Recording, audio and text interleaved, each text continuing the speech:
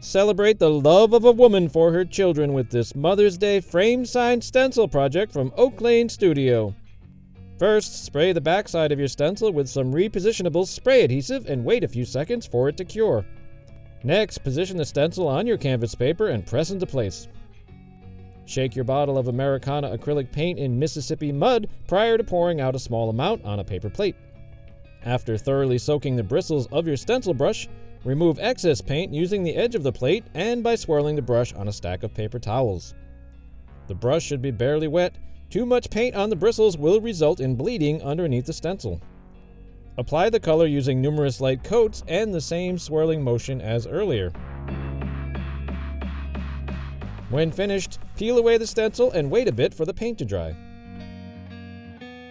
Finally, place the canvas in an appropriately sized frame.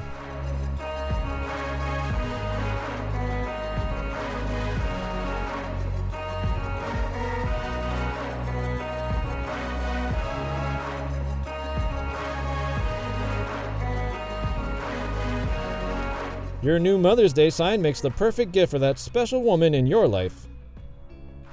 For more tips and ideas, visit oaklanestudio.com today.